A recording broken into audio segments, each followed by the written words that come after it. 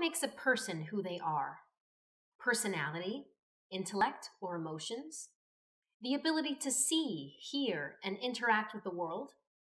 Athletic or artistic ability?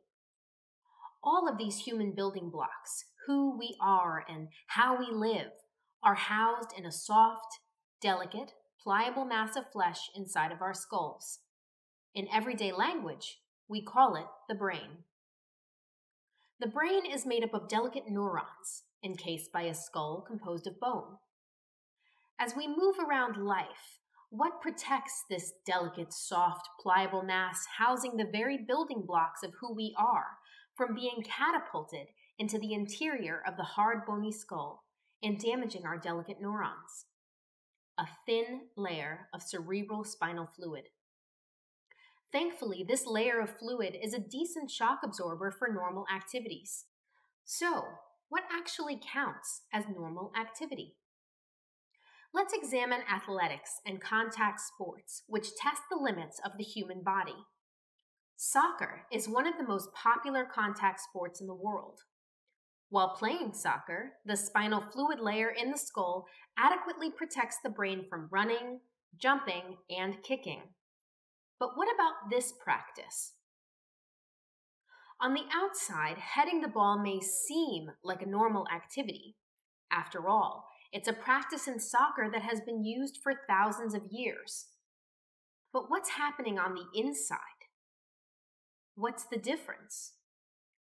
Force. Jumping up and down on a trampoline may seem like your brain will be jostled like a ball in a pinball machine, but our cerebral spinal fluid can absorb the shock of jumping. Just don't fall on your head, of course. However, the layer of cerebral spinal fluid cannot protect the brain from forces that surpass the threshold limit to produce subconcussive and concussive trauma. This is especially concerning considering that this threshold is further reduced when it comes to protecting the developing brain of a child, whose skull is not as thick as an adult's. These traumas, while they may seem negligible, can have severe future consequences, given that brain cells, for the most part, are incapable of self-repair and regeneration. Brain traumas are linked to progressive neurological disorders such as Parkinson's, chronic traumatic encephalopathy, and Alzheimer's disease. Medical researchers have uncovered evidence of destructive biomarkers, such as tau protein, that are produced in the brain in response to head trauma and slowly destroy the brain.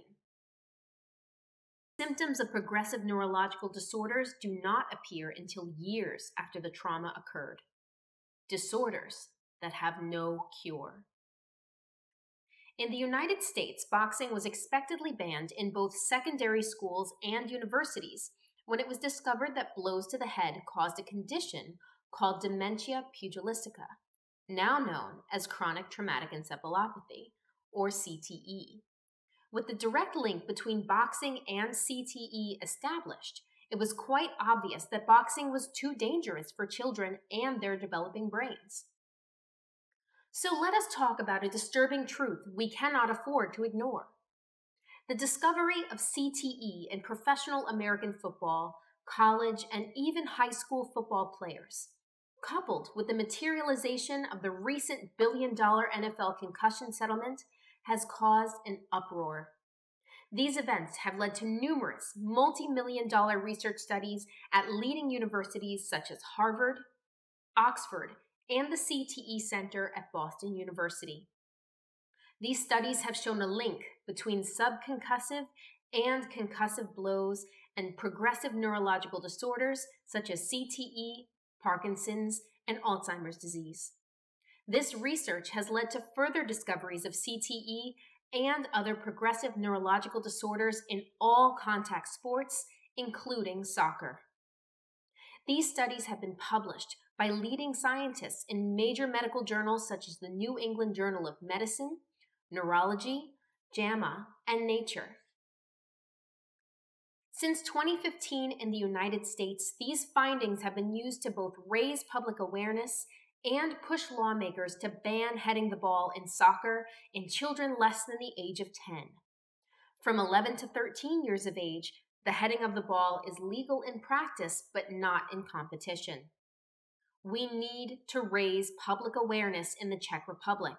Ban headers in soccer. This is not about eliminating the sport. Everyone who's worked on the creation of this video is an avid soccer fan. Rather, we are talking about adapting a policy that was soundly implemented in the United States that simply bans heading the ball in small children to prevent TBI and progressive neurological disorders later in life. A policy that was the brainchild of heavily funded research from numerous leading scientists and universities. We are talking about eliminating not the game, but simply a practice of ball heading that was introduced thousands of years ago. A practice that can smash and affect any part of the brain, including, ironically, those centers that also control athletic performance. This is where you come in. Parents in the Czech Republic need to be made aware of the risks involved with ball heading in soccer and given the option to, at the very least, opt out if they do not want their child exposed to head trauma in contact sports. Until we can pass a law to eliminate headers in soccer for children less than the age of 13. We at Protect the Pug have created a petition to not only make it mandatory for schools to advise parents of the neurological risks, but also to enact a law limiting headers in ages 13 or younger, just as the United States has already done. Once we reach 10,000 signatures, we will send this petition to your child's school and appropriate governmental agencies. With your support, we can protect our children. So please act now to sign and share this petition. Thank you.